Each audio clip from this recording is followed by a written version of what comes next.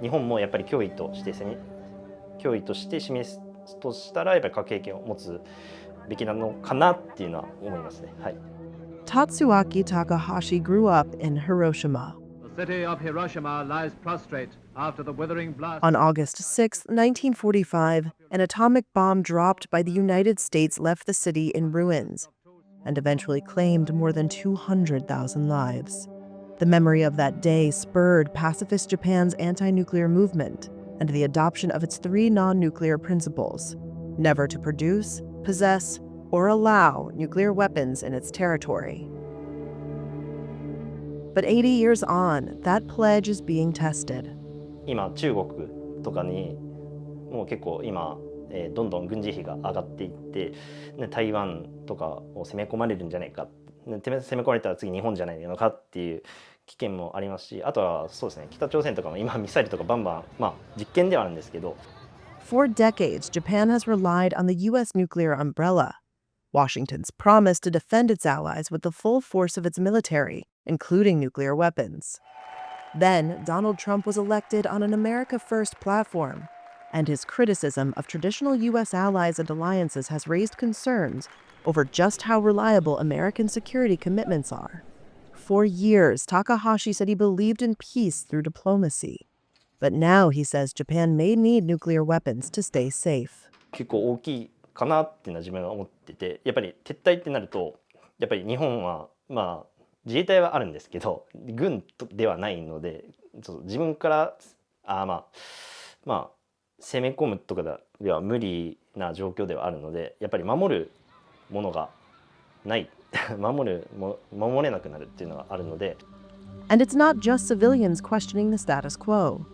In March, ruling party politician Rui Matsukawa attended a security summit in England.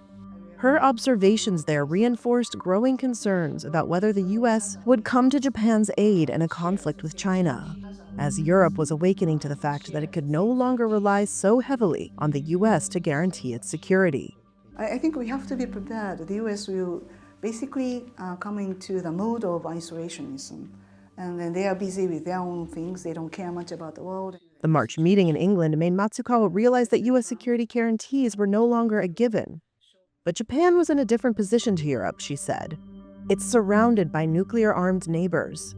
China, which is rapidly expanding its arsenal, North Korea, and Russia. So the rest of the world needs to think about, during this period, we need to work together and then fill the gap, the vacancy that's created by the U.S. withdrawal in economy or maybe in the world affairs or rule-making. But she says that at a time of geopolitical upheaval, the U.S. remains an important ally, and that it is crucial for Japan to persuade President Trump that it is in America's interest to defend the East Asian country. An official in the Trump administration told Reuters there are no changes in U.S. policy toward Japan. The president and his aides have said they're committed to America's allies in Asia. Japan's foreign ministry says it considers the Trump administration's commitment to the U.S.-Japan alliance to be unwavering. And China's defense ministry says it opposes attempts to hype the so-called Chinese nuclear threat and is committed to its no-first-use nuclear policy. Japan is currently home to the largest overseas concentration of U.S. military power, including an aircraft carrier and fighter squadrons. And it's already strengthening its military and exploring deeper cooperation with U.S. nuclear forces, 2 former U.S. officials told Reuters. Some Japanese lawmakers and former military commanders suggest deploying American nukes in Japan, or even joining a NATO-style nuclear sharing agreement. Unlike other countries, it's not easy for Japan to go nukes, and I think it's not really politically possible at this moment. That being said, for example, employing or introducing the American nukes in case of the emergency, that's possible, I think.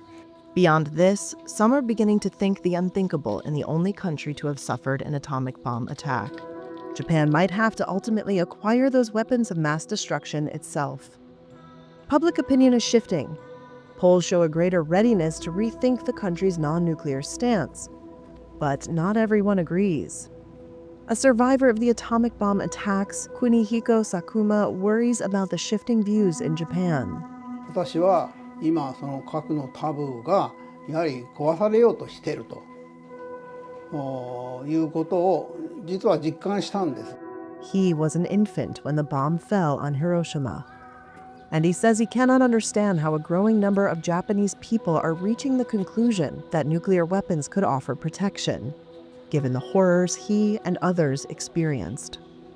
使ったらもう終わりじゃないですか。そこを私は皆さん方に言いたいんですね。壊れたらどうなるのか。皆さんもどなたも例えばトランプ大統領もだってそうですよね。だからそこが私は言いたいんです。だから核を持ってれば安心だっていうことはありえない。それ安心なのはお互いの信頼関係があって初めて安心なんですよ。そこにない限りはありえないと思いますね。Now, as Japan marks the 80th anniversary of Hiroshima, the country faces the question: can it honor the past while preparing for an uncertain future?